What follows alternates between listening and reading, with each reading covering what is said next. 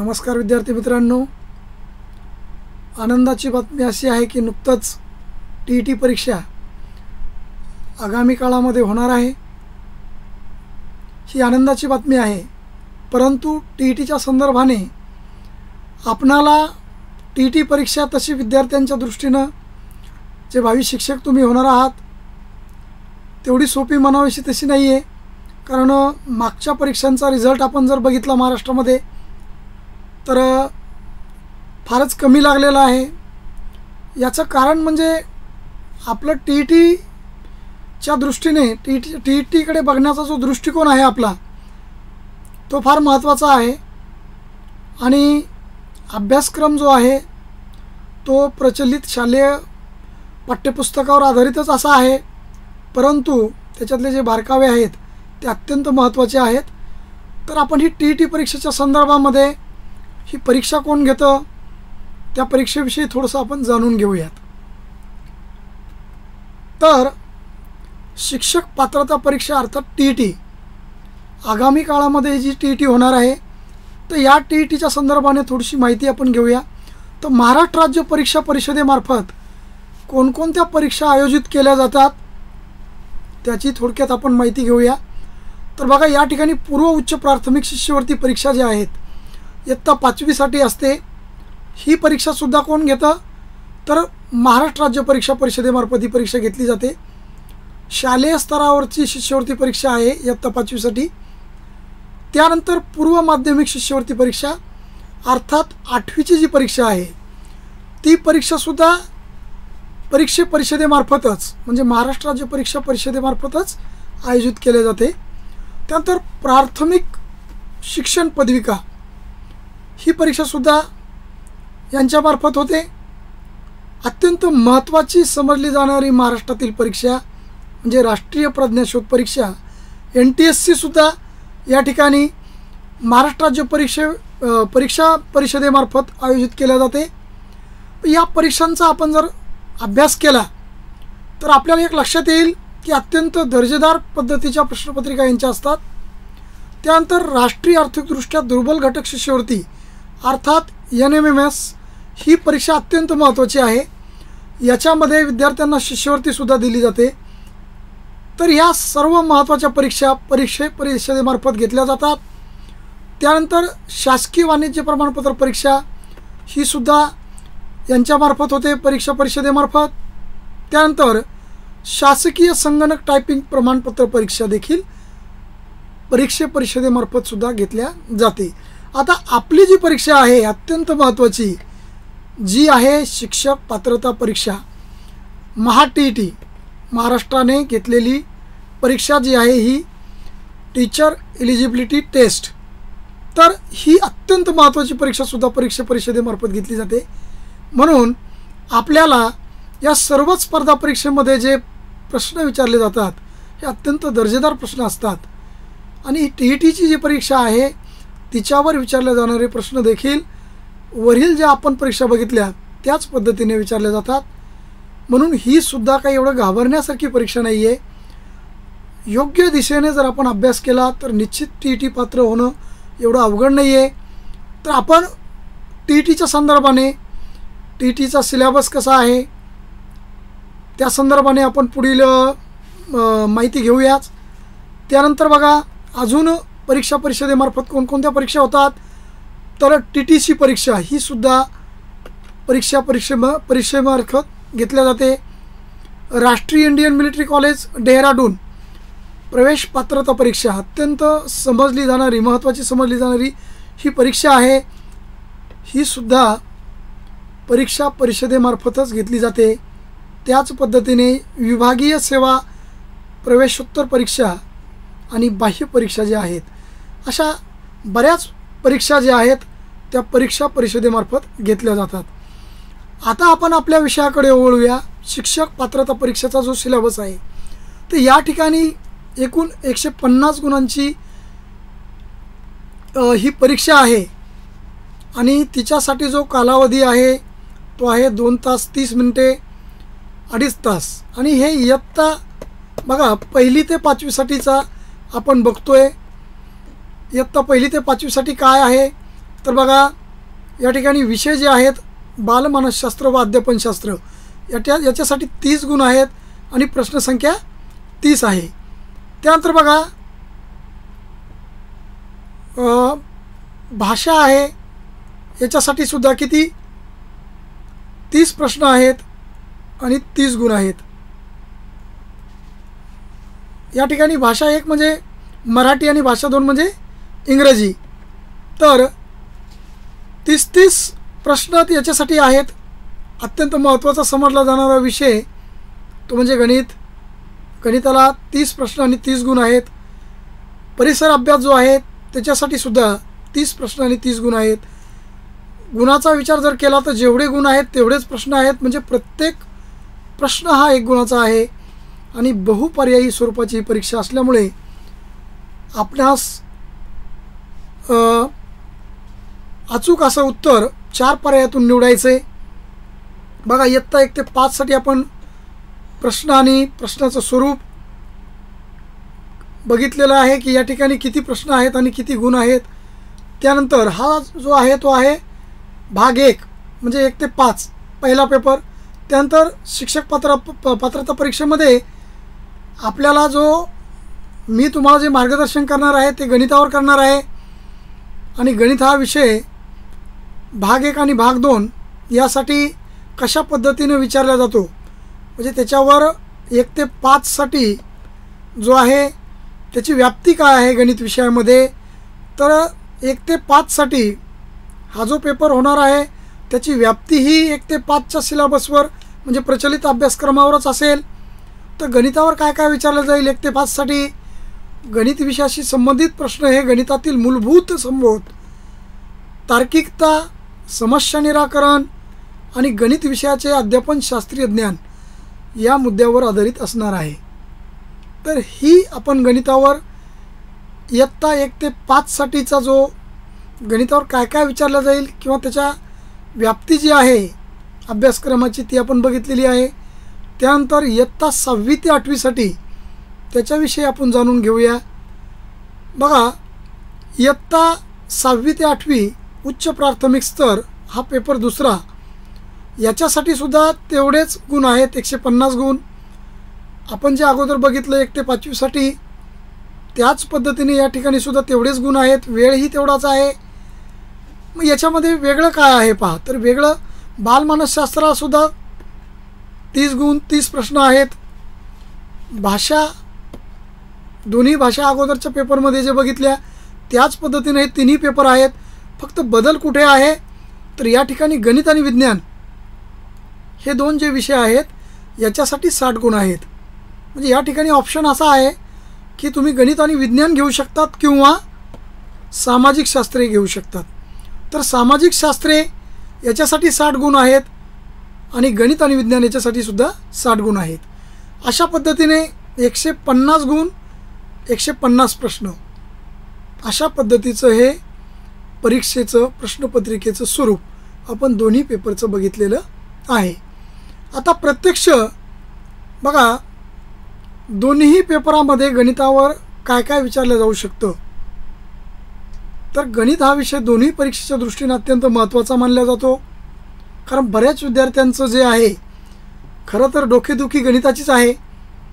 गणितामुळेच विद्यार्थ्यांचा स्कोर हा कमी येतो. परंतु घाबरून जासारखं कारण नाही. गणित हा अत्यंत सोपा विषय आहे. आपण जर त्या पद्धतीनं टेक्निकचा वापर करून गणित जर शिकलो आणि त्याच्या संकल्पना जर आपल्या व्यवस्थित क्लिअर झाल्या तर निश्चितपणे गणिताची भीती तुमची राहणार नाही. मला विश्वास वाटतो की गणित तुम्हाला फार सोपं जाईल. ते निश्चित आपण समोर बघणारच आहोत.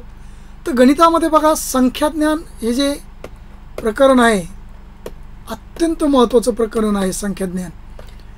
संख्याज्ञानमध्ये जर तुम्ही TETचे पेपर बघितले तर अत्यंत म्हणजे बारकावे छोटे छोटे बारकावे आहेत, संबोध आहेत, त्याच्यावर प्रश्न विचारले गेलेत आणि बरेच प्रश्न विचारले गेलेत. म्हणजे पहिल्या प्रकरणावर प्रत्येक पेपरमध्ये 3 ते 4 काही पेपरमध्ये 5 सुद्धा प्रश्न विचारले गेलेले आहेत. तर जाणून आपण आज या PPTमध्ये किंवा या लेक्चरमध्ये आपण संख्याज्ञानविषयी थोडंसं जाणून घेऊया. आज मी तुम्हाला संख्याज्ञानावर काय काय विचारलं गेलेलं आहे TETमध्ये तेच प्रश्न मुद्दाम तुमच्या समोर मी मांडतोय. संख्याज्ञानमध्ये कशा पद्धतीने प्रश्न, दोन्ही पेपरचे प्रश्न आपण मागील काही प्रश्नपत्रिकेतले निवडक प्रश्न मी तुमच्यासाठी घेतलेले आहेत. तर जाणून घेऊया आपण. तर संख्याज्ञान हे प्रकरण जे आहे याच्यावर आधारित काही प्रश्न आपण बघणार आहोत. पण तत्पूर्वी बघा, हा जो दुसरा पेपर आहे गणित आणि विज्ञान विषय गट, याच्यासाठी तुम्हाला मी सांगितलं की गणित आणि विज्ञान विषयासाठी एकूण 60 गुण असणार आहेत. म्हणजे गणिताला 30 असणार आहेत आणि विज्ञानला 30 असणार आहेत. त्याच्यापैकी 30 गुण गणिताला आणि 30 गुण विज्ञानाला राहतील. तर हे जे प्रश्न आहेत ते कोणत्या स्तरावर असणार आहेत? हा जो आहे हा दुसरा पेपर आहे, आपण इयत्ता 6वी ते 8वीसाठी बघतोय. तर याच्यामध्ये सुद्धा काय आहे तर गणितातील मूलभूत संबोध, समस्या निराकरण आणि गणित आणि विज्ञानाचे अध्यापन, शास्त्रीय ज्ञान या संबंधीचेच ते प्रश्न असणार आहेत. आता आपण दोन्ही पेपरचे जे निवडक प्रश्न काढलेले आहेत, हे जे प्रश्न तुमच्यासमोर मी मांडतोय हे मागील काही प्रश्नपत्रिकेमधील प्रश्न आहेत. तर पहिला प्रश्न जो आहे संख्याज्ञानावरील तो आपण बघूया. या ठिकाणी प्रश्न असा आहे, 4, 8, 9 आणि 2 यातील प्रत्येक अंक एकदाच वापरून तयार होणाऱ्या 4 अंकी जास्तीत जास्त संख्या किती? अत्यंत सोपा प्रश्न आहे की एकूण अंक या ठिकाणी किती आहेत बघा. एकूण अंक त्याला आपण स्मॉल एन म्हणू, हे आहेत 4. तर याचं अत्यंत सोपं सूत्र, तयार होणाऱ्या एकूण 4 अंकी संख्या पहा. तयार होणाऱ्या 4 अंकी संख्या काढण्याचं सूत्र बघा किती सोपं आहे. एकूण अंक 4 आहेत, ते अंक घेतले आणि उतरता क्रम घ्यायचा. उतरता क्रम म्हणजे काय? एकूण अंक 4, 4च्या अगोदर चला 3, 2 आणि 1 यांचा गुणाकार करून जे उत्तर मिळणार आहे ते झालं आपल्या एकूण तयार होणाऱ्या 4 अंकी संख्या. बघा अत्यंत सोपा फॉर्म्युला आहे. 4 त्रिक 12, 12 दुणे 24, 24 एक 24 हे आपलं उत्तर आहे. पर्याय क्रमांक 4 हे त्याचं उत्तर आहे. तयार होणाऱ्या एकूण 4 अंकी संख्या किती आहेत? 24. बरं, आता हे 24 हे कसं येतं? तर एक जर बघितलं आपण सुरुवातीला हा 4 अंक आपण बघूया.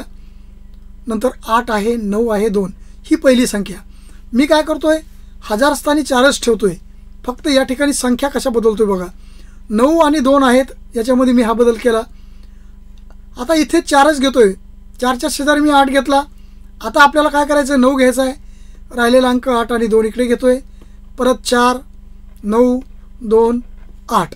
परत मी या ठिकाणी 4 घेतोय. 4च्या उजव्या बाजूला मी 8 दोनदा घेतला, 9 दोनदा घेतला. आता कोण राहिले? 2 हा अंक राहिला, 2 घेतला.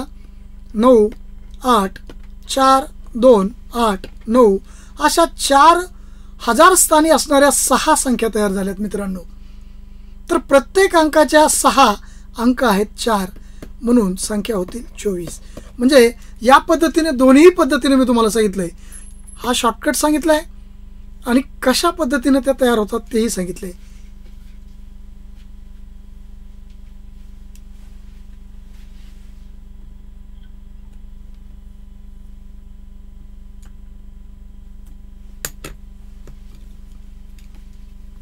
तर इतकं सोपं आहे. ठीक आहे. तर दुसरा प्रश्न आपण याच्यानंतर संख्याज्ञानावर बघूया. या ठिकाणी प्रश्न आहे, सर्वात लहान विषम संयुक्त संख्या आणि 2 अंकी सर्वात मोठी मूळ संख्या यांची बेरीज किती? आपल्याला संयुक्त संख्या माहीत आहे की संयुक्त संख्या म्हणजे नेमकं काय, तर कमीत कमी 3 विभाजक असणारी संयुक्त संख्या असते. जास्तीत जास्त तिला कितीही विभाजक असू शकतात. मग सर्वात लहान संयुक्त संख्या आपण जर विचार केला तर बघा, 1 ही मूळही नाही आणि संयुक्तही नाही. 2चा विचार केला ती मूळ आहे, 3 मूळ आहे. 4 ही सर्वात लहान संयुक्त संख्या सम असणारी आहे. आपल्याला विषम पाहिजे. त्यानंतर 5 मूळ आहे, 6 सम आहे, 7 काय आहे मूळ आहे, 8 ही सम आहे आणि नंतर आता कोण आली 9. म्हणून लक्षात घ्या, सर्वात लहान विषम संयुक्त संख्या कोणती आहे? 9 आहे. आणि 2 अंकी सर्वात मोठी मूळ संख्या, सर्वात मोठी 2 अंकी मूळ संख्या आहे 97. तर आपल्याला काय विचारलं, यांची बेरीज विचारली. अगदी सोपं आहे. दोघांची बेरीज करा. बघा या ठिकाणी 9 आणि 7 16 आणि 1 9 आणि 1 10 बेरीज येते 106. पर्याय क्रमांक 2 हे त्याचं उत्तर आहे. अत्यंत सोपा हा प्रश्न होता.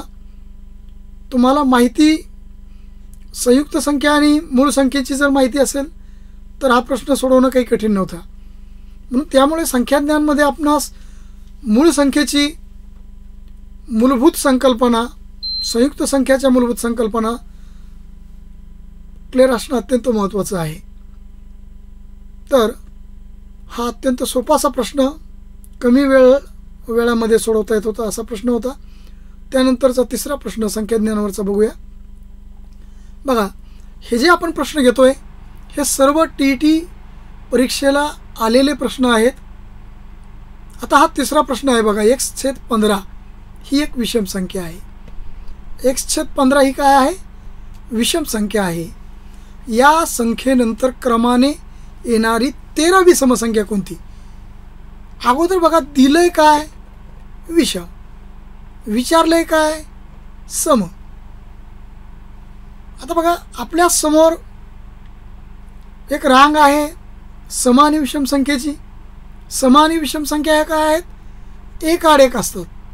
म्हणजे विषम अगोदर असली तर समोरची सम आहे, परत विषम. अशा पद्धतीनं एकाड एक अशा त्या संख्या असतात. x/15 ही पहिली विषम आहे, पण आपल्याला जायचं आहे समसंख्येकडं. म्हणून आपण काय करूया की पहिल्या विषम संख्येकडून पहिली समसंख्या, त्याच्यानंतरची समसंख्या जाण्यासाठी काय करतो आपण? बघा, एक उदाहरण घेऊया की 3 आहे. 3 नंतर काय येतं? 4 येतं, 5 येतं.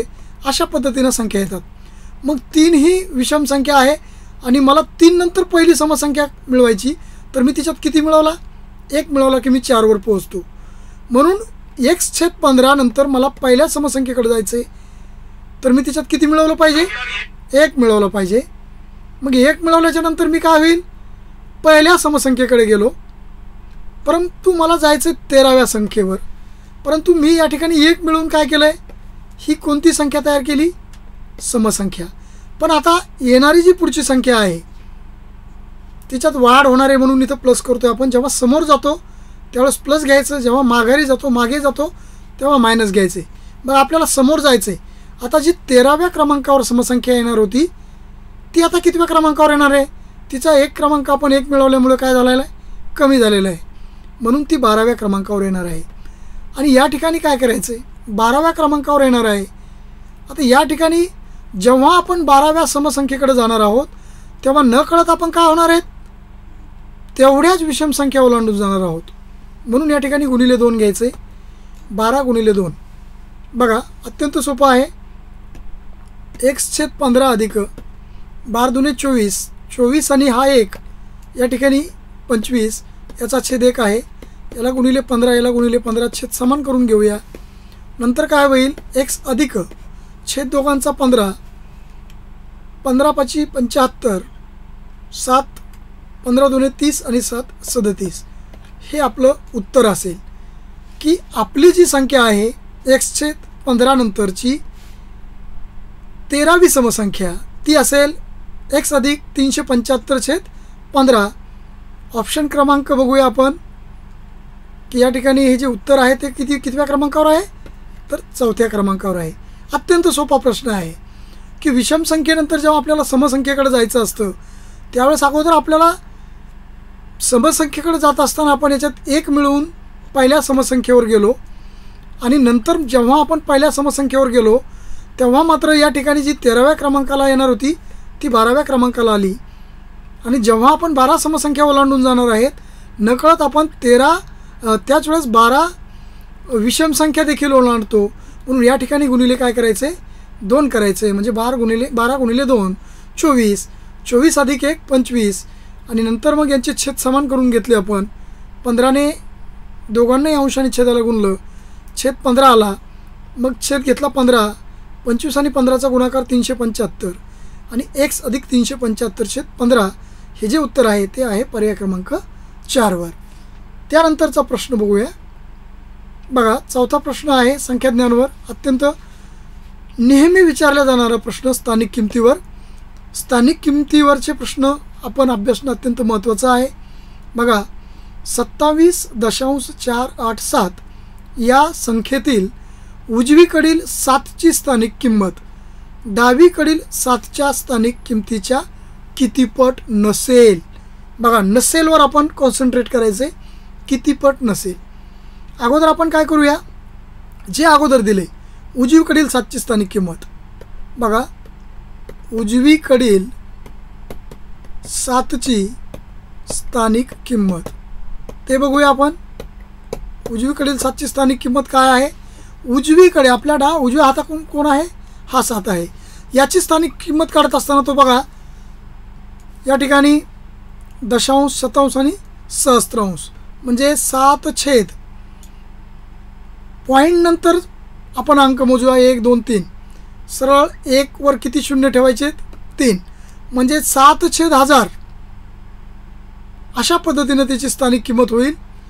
किंवा तुम्ही याला असंही लिहू शकता 0.007 असंही त्याला लिहिता येतं.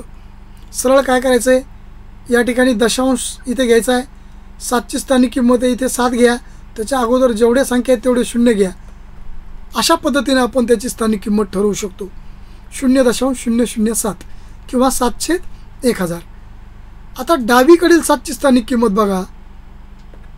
डावीकडील 7ची स्थानिक किंमत काय असेल. डावीकडील 7ची स्थानिक किंमत एकक स्थानी आहे तो नुसती 7 असेल. आता काय विचारले, कुणाची वरती, कुणाच्या.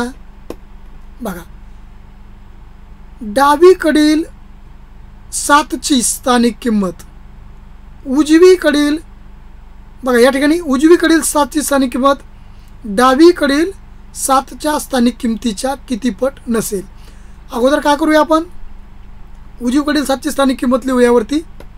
7/1000 भागिले कुणाच्या, डावीकडील 7च्या.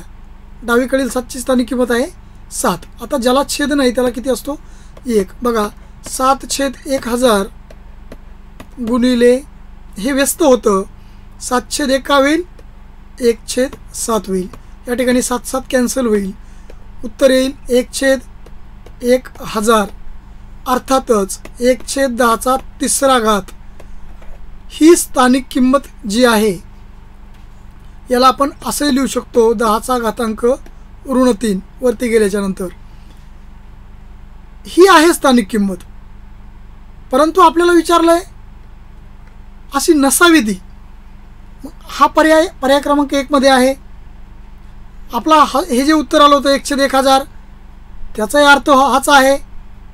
त्याच्यानंतर बघा या ठिकाणी मी स्थानिक किंमत लिहिली 0.007. याला आपण दशांश रूपात जर लिहिलं 1/1000ला, बघा 1/1000ला आपण जर दशांश रूपात लिहिलं तर काय होईल, 0.001.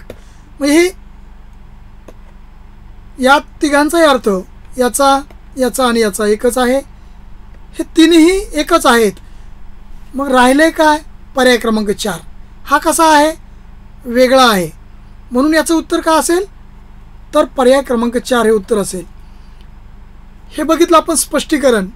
विद्यार्थी मित्रांनो, अशा प्रश्नामध्ये आपल्याला हे करण्याची सुद्धा गरज नाही आहे. तर मग याचा शॉर्टकट काय आहे, याच्यामध्ये बघा ज्या विद्यार्थ्याची संकल्पना क्लिअर आहे 10^3 याचा अर्थ काय होतो, 1/1000 होतो, 1000 होतो सॉरी. या ठिकाणी इथे पर्याय क्रमांक 2 मध्ये थोडीशी मिस्टेक झालेली आहे. इथे 1/1000 असावं. ठीक आहे. तर पर्याय क्रमांक 1 2 आणि 3 या ठिकाणी आपण काय करून घेऊया, तर ते क्लिअर करून घेऊया. इथे 1 0 असावा. पर्याय क्रमांक 1, पर्याय क्रमांक 2 आणि पर्याय क्रमांक 3 हे तिघांचाही अर्थ एकच आहे. म्हणून याला काहीही न करता उत्तर काढता येत होतं आपल्याला. पर्याय क्रमांक 1 2 आणि 3 या तिघांचा अर्थ एकच आहे. मग राहिले कोण वेगळं, 4 नंबर. म्हणून याचं उत्तर काय आहे तर पर्याय क्रमांक 4 हे त्याचं उत्तर आहे. कारण प्रश्नावर आपण जास्त फोकस करणं गरजेचं आहे. या ठिकाणी आपल्याला नसेल विचारले, आपल्याला विचारलं नाही की या ठिकाणी उजवीकडील 7ची स्थानिक किंमत ही डावीकडील 7च्या स्थानिक किमतीच्या किती पट आहे असं नाही विचारलं, किती पट नाही हे विचारले, म्हणून याचं उत्तर 4 नंबर आहे. चला दुसरा प्रश्न याच्यानंतरचा बघूया. अत्यंत सुंदर असा प्रश्न आहे, प्रश्न क्रमांक 5. इथे तुम्हाला काहीच करण्याची गरज नाही आहे, प्रत्यक्ष गुणाकार करण्याची आवश्यकता नाही आहे. मग काय करायचं बघा.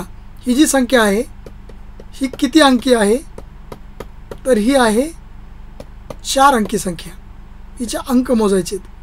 ही किती आहे, 3 अंकी संख्या आहे. दिलेले संख्येतील अंक किती आहेत, पहिल्या संख्येतले 4 अंक, दुसऱ्या संख्येतले 3 अंक यांची बेरीज करा, एकूण अंक होतात 7. याची सोपी टेक्निक आहे. दिलेल्या संख्या किती आहेत पहा, 1 आणि 2. जेवढ्या संख्या तेवढ्या शक्यता. 2 संख्या आहेत म्हणून शक्यता किती, शक्यता सुद्धा 2च असणार आहेत. म्हणजे यांचा जो गुणाकार आहे बघा, कितीही मोठ्यात मोठी 4 अंकी संख्या घ्या किंवा मोठ्यात मोठी 3 अंकी संख्या घ्या, यांचा गुणाकार हा जास्तीत जास्त किती अंकी असू शकेल, 7 अंकी. म्हणजे यांचा गुणाकार हा, या गुणाकाराच्या शक्यता किती आहेत, 2 आहेत. का 2, कारण संख्या 2 आहेत म्हणून शक्यता 2. जर 3 वेगवेगळ्या संख्या दिल्या असत्या तर शक्यता किती असत्या, 3 असत्या. या ठिकाणी 2 संख्या आहेत म्हणून शक्यता 2 आहेत. तर गुणाकार जो आहे, अगोदर दिलेल्या संख्येतील अंकांची बेरीज करा, बेरीज झाली 7, म्हणून गुणाकाराच्या शक्यता 7 अंकी किंवा 6 अंकी. उतरता क्रम घ्यायचा आहे. 7 अंकी, त्याच्यापेक्षा पाठीमागे चला, 6. म्हणजे सर्वात मोठी शक्यता आहे 7 अंकाची आणि कमीत कमी काय असेल, 6 अंक. म्हणजे दिलेल्या कुठलेही 4 अंक जर घेतले आपण आणि त्याला गुणिले कुठलेही 3 अंकी संख्या जर असेल, तर गुणाकार हा जास्तीत जास्त मोठ्यात मोठा जर गुणाकार असेल तर 7 अंकी असेल आणि छोट्यात छोटा जर बघितला तर 6 अंकी असेल. गणितात अपवाद नाही मित्रांनो, एवढी सत्यता आहे या विषयामध्ये. तुम्ही चेक करून बघा गणिताला. मोठ्यात मोठी 4 अंकी संख्या आणि मोठ्यात मोठी 3 अंकी संख्या घ्या, गुणाकार 7 अंकी येईल. सगळ्यात छोटी 4 अंकी संख्या घ्या, सगळ्यात छोटी 3 अंकी घ्या, गुणाकार 6 अंकी येईल. शक्यता 2 आहे, 2 संख्या असतील तर बघा. मग आपल्याला अजिबात काही बघायचं नाही, एकक स्थानावरून विचार करायचा आहे. 4 8 32, एकक स्थानी 2 असणार आहे म्हणून पहिला पर्याय कॅन्सल, तिसराही पर्याय कॅन्सल. आता उत्तर काय असेल, 2 आहे किंवा 4 आहे. परंतु आपल्याला काय बघायचं आहे, 7 अंकी संख्या बघायची किंवा 6 अंकी. चौथा पर्याय जर बघितला तर आपण संख्या किती अंकी आहे, 5 अंकी आहे, म्हणून हे सुद्धा उत्तर होणार नाही. तर उत्तर काय असेल मग, पर्याय क्रमांक 2, कारण ती संख्या 6 अंकी आहे. अशा पद्धतीने अत्यंत सोपा हा प्रश्न होता. लक्षात आला असेल तुमच्या. अत्यंत सोप्या पद्धतीनं हा प्रश्न आपण सोडवलेला आहे. म्हणजे या ठिकाणी गुणाकाराची अजिबात आवश्यकता नाही आहे. इथे कुठलाही अंक इमॅजिन करण्याची गरज नाही आहे. फक्त ही संकल्पना आपली क्लिअर असणं आवश्यक आहे. ठीक आहे, त्यानंतरचा समोरचा प्रश्न बघूया. तर 2 परिमेय संख्याच्या दरम्यान किती परिमेय संख्या असतात. बघा, अत्यंत सोपा प्रश्न आहे. कुठलीही परिमेय संख्या आपण बघतो, 1 आणि 2चाच विचार करू आपण, जास्त दूर जायची गरज नाही आहे. या ठिकाणी मी इथे दशांश देतो आणि इकडे 0 वाढवतो 2. बघा, या ठिकाणी 1.001 आणि 2.00. 1 आणि 2 या 2 परिमेय संख्या घेतल्या आपण. आणि त्यानंतर मी याला काय करतो आता बघा, 1 आणि 2च्या मध्ये किती संख्या आहेत बघा.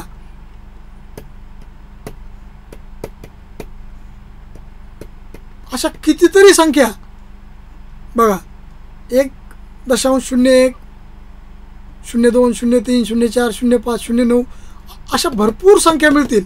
मी जसे 0 वाढवले तशा संख्या वाढतील. म्हणून लक्षात घ्या, कुठल्याही 2 परिमेय संख्यांच्या दरम्यान किती परिमेय संख्या असतात, अनंत परिमेय संख्या असतात. अत्यंत सोपा प्रश्न आहे. त्यानंतरचा 7वा प्रश्न, खालीलपैकी जोडमूळ संख्यांचा पर्याय कोणता.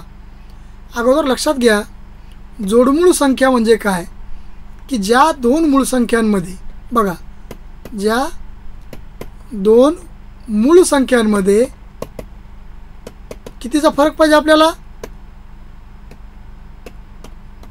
फरक 2 लागतो. ज्या दोन मूळ संख्यांमध्ये फरक किती असतो, 2 असतो, त्यांना म्हणायचं जोडमूळ संख्या. बरं, जोडमूळ संख्यांसाठी दोन्ही संख्या, दिलेल्या दोन्ही संख्या मूळ असणं आवश्यक आहे. जर आपण आता पर्याय क्रमांक 1चा विचार जर केला तर पहिली संख्या आपण बघू. बघा, या पहिल्या संख्येमध्ये या अंकाची जर बेरीज केली आपण तर ती काय येते पहा, 9 1 10 आणि 2 12 येते. 12 येते, याचा अर्थ तिला 3 ने निशेष भाग जातो. 3ची कसोटी आपल्याला माहीत आहे की दिलेल्या संख्येतील अंकाची बेरीज जर 3च्या पटीत असेल तर तिला 3 ने निशेष भाग जातो. म्हणून ही पहिली संख्या 3च्या पटीत असल्यामुळे पहिली संख्या मूळ होणार नाही, म्हणून पहिला पर्याय काय असेल, कॅन्सल असेल. त्यानंतरचा आपण दुसरा पर्याय बघू. दुसऱ्या पर्यायामध्ये आपल्याला ही संख्या दिसते, हिच्या अंकाची बेरीज करू आपण, ती येते 6. ही सुद्धा 3 ने भाग जाणारी असल्यामुळे ही सुद्धा मूळ होणार नाही, म्हणून हा सुद्धा पर्याय कॅन्सल आहे. आता बघा, चौथ्या पर्यायाचा जर विचार केला तर काय दिसतंय, पहिली संख्या जी आहे तिची जर बेरीज केली अंकाची तर ती 15 येते, म्हणजे ही सुद्धा 3च्या पटीत आहे. 3 ने निशेष भाग जाणारी पहिली संख्या असल्यामुळे पहिली संख्या मूळ होणार नाही, म्हणून उरले काय तर पर्याय क्रमांक 3. कुठलाही विचार न करता पर्याय क्रमांक 3 हे उत्तर असणार आहे. म्हणून जोडमूळ संख्याचा पर्याय कोणता आहे, पर्याय क्रमांक 3 आहे. तर अशा पद्धतीने अत्यंत सोपा हा प्रश्न होता. आता 8वा प्रश्न आपण बघूया. बघा, 13 ते 88 या संख्यांमधील सम आणि विषम संख्यांच्या बेरजेतील फरक. बघा, सम आणि विषम. तर काय करायचं आहे, बघा, 13 पासून 88 पर्यंतच्या संख्यांच्या अगोदर 13 ते 88 पर्यंत संख्या किती हे कळणं गरजेचं आहे. बघा, 13च्या अगोदर कन्सेप्ट समजून घ्या, किती संख्या आहेत, 12 आहेत. त्या नको आहेत आपल्याला 12 संख्या. अत्यंत सोपं, म्हणजे सूत्राचा जास्त भडीमार नको आहे आपल्याला. कन्सेप्ट समजली पाहिजे, आयुष्यभर लक्षात राहिली पाहिजे गणित. तर 13 पासून पुढच्या संख्या कशा मोजायच्या, तर 1 ते 12 पर्यंतच्या संख्या काढून टाकायच्या. मग राहिलेल्या ज्या असतील 88 मधून 12 संख्या वजा करू आपण. बघा किती राहतील, तर 76 संख्या. म्हणजे 13 ते 88 मध्ये किती संख्या आहेत, 76 संख्या आहेत. तर या 76 संख्येचे दोन समान जर भाग होत असतील तर समसंख्या आणि विषम संख्या हे निम्मे निम्मे असतात. बघा, फार सोपं आहे. पहिली संख्या विषम दिली, शेवटची सम दिली, अशा वेळेस त्या दोन संख्या नेहमी निम्मे निम्मे असतात. म्हणजे जर आपण एक उदाहरण जर घेतलं की 13व्या क्रमांकाला मुलगी बसली, त्याच्यानंतर 14व्याला एक मुलगा बसला, अशा पद्धतीने 88 क्रमांकावर मुलगा बसलेला आहे, तर त्या रांगेमध्ये एकूण मुलं किती असतील तर 76.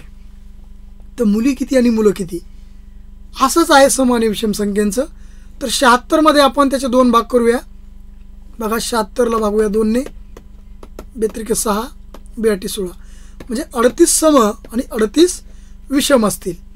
आता आपल्याला काय विचारलं, बेरजेतील फरक. बेरीज करत बसायचं नाही, अत्यंत सोपं. कसं समजून घेऊया. बघा, आपण या 4 संख्येवरूनच सूत्र तयार करूया. या ठिकाणी या 4 संख्या आहेत. बघा, यांची बेरीज किती होते, 4 होते, आणि यांची बेरीज किती होते, 6 होते. आता याच्यातील फरक किती होतो बघा, विषम संख्येची बेरीज 4 आली, समसंख्येची बेरीज किती आली, 6 आली, आणि दिलेल्या संख्या समान आहेत, 2 सम आहेत, 2 विषम आहेत. तर त्यांचा जो फरक आहे तो किती येतोय, 2 येतोय. म्हणजे जेवढी त्यांची संख्या आहे तेवढाच फरक येतोय.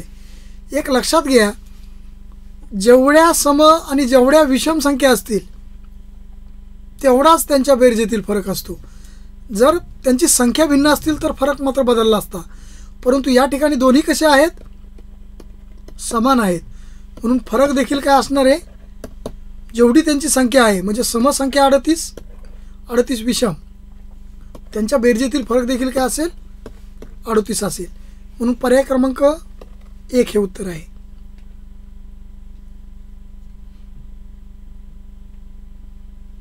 त्यानंतरचा प्रश्न आपण बघूया. बघा 9 नंबरचा प्रश्न, 5चा घातांक वजा 2. बरं, याला आपण लिहू कसं शकतो? याला आपल्याला 1/5चा वर्ग घातांकाच्या नियमानं लिहिता येतो. 1/5चा वर्ग अर्थात 1/25. आता आपण काय करूया, याला 100 मध्ये रूपांतरित करण्यासाठी मी अंश आणि छेदाला 4 ने गुणलं. 25 चौक 100 वरती किती आला? 4 आला. 4/100 अत्यंत सोपं.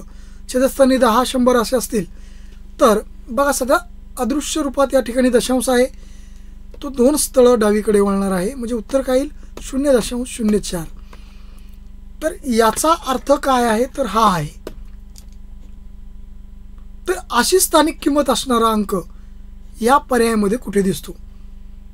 बघा 0.04 म्हणजे 4 हा आपल्याला कुठे पाहिजे? तर तो पाहिजे शतांश स्थानी. बरोबर आहे. पहिलं स्थान जे असतं ते काय असतं या ठिकाणी? दशांश स्थान, आणि नंतर असतं शतांश. तर पर्याय क्रमांक 1 मध्येच आपल्याला दिसतोय की या 4ची स्थानिक किंमत ही किती आहे? 0.4 आहे. इथे नाही आहे, इथे बघा 0.04 ही त्याची स्थानिक किंमत आहे. इथे काय आहे? 0.4 आहे आणि इथे 4 आहे, म्हणून 0.04 असा पर्याय असणारा किंवा अशी स्थानिक किंमत असणारा पर्याय आहे पर्याय क्रमांक 1. अत्यंत सोपा प्रश्न. बघा स्थानिक किमतीवर आपण अगोदर एक प्रश्न बघितला आहे, म्हणून मी सांगितलं की प्रकरण 1 मध्ये संख्याज्ञानमध्ये स्थानिक किंमत हा अत्यंत महत्त्वाचा घटक आहे, म्हणून याच्यावर विशेष लक्ष आपण दिलं पाहिजे. त्यानंतर 10वा प्रश्न आहे, अत्यंत स्टँडर्ड प्रश्न आहे मित्रांनो हा, की 6, 0, 7 आणि 3 यातील प्रत्येक अंक एकदाच वापरून 4 अंकी जास्तीत जास्त किती समसंख्या? बघा सम विचारले. अगोदर आपण एक प्रश्न असा बघितला होता की वेगवेगळे 4 अंक दिले होते आणि त्या अंकांपासून एकूण 4 अंकी संख्या किती तयार होत होत्या. तुम्हाला सूत्र सांगितलं होतं की दिलेले एकूण अंक 4 आणि उत्तरचा क्रम घ्यायचा 4 गुणिले 3 गुणिले 2 गुणिले 1. त्याचं उत्तर 24 येत होतं. परंतु इथे 0 असल्यामुळे आपण 1000 स्थानी 0 घेणार नाही आहे. म्हणजे एक लक्षात घ्या, या ठिकाणी 6, 7 आणि 3 हे तिघेच 1000 स्थानी येतील आणि या प्रत्येकाच्या 6 संख्या. म्हणजे जर विचार केला तर यांच्यापासून एकूण संख्या किती तयार होऊ शकतात? 18. परंतु या 18 मध्ये सुद्धा आपल्याला समच काढायच्यात. फार स्टँडर्ड प्रश्न विचारलेला आहे. म्हणजे सम काढत असताना एक विचार करा की आपल्याला 6 आणि 0 हे अंक कुठे घ्यावं लागणार आहेत? एकक स्थानी. 7 आणि 3 हे अंक एकक स्थानी घेता येणार नाहीत. मग याला शॉर्टकट कसं सोडवायचं? तर एक लक्षात घ्या, मी जर 6 अंक इकडे घेतला तर मला राहिलेले किती अंक आहेत? 3 अंक. मी इथे 0 घेऊ शकत नाही आहे 1000 स्थानी, मला या ठिकाणी 7 घ्यावं लागेल. इथे मात्र मी 0 आणि 3ची जागा बदलू शकतो. मी परत इथे 7 घेतोय, परंतु आता या ठिकाणी मी 3 आणि 0 याची जागा बदलतोय. आता परत मला या ठिकाणी 6 ठेवायचा आहे. बघा मला काय करता येईल? परत इथे 3 घेता येईल. 0, 7, 7 आणि 0. तर या बघा 6च्या किती संख्या तयार होतील? एकक स्थानी 6 असणारे 4. आता 0 जर मी घेतला तर या ठिकाणी बघा 7 सुरुवातीला असणारे 2, 3 सुरुवातीला असणारे 2. तर 0चा किती? 0 शेवटी 0 घेऊया आपण. अशा किती संख्या तयार होतात पाहूया.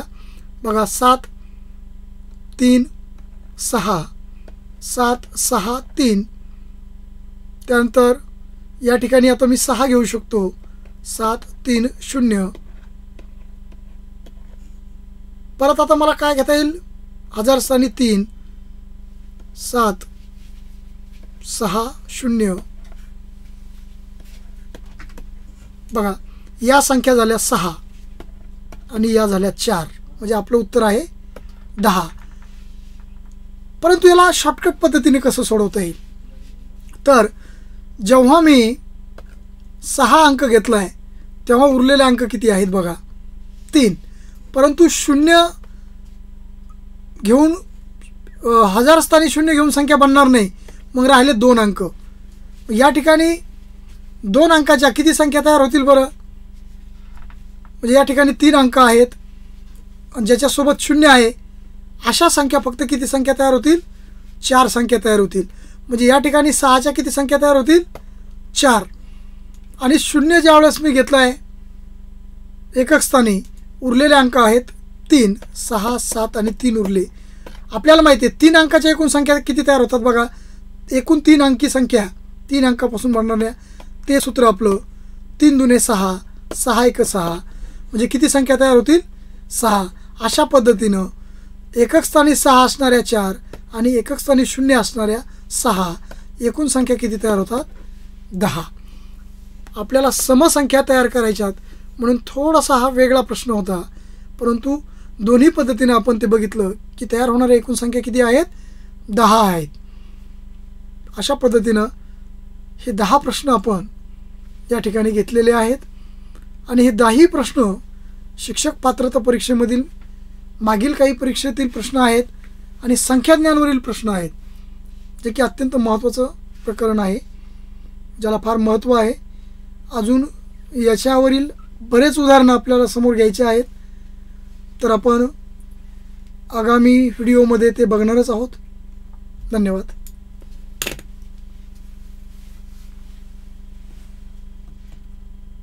ओके.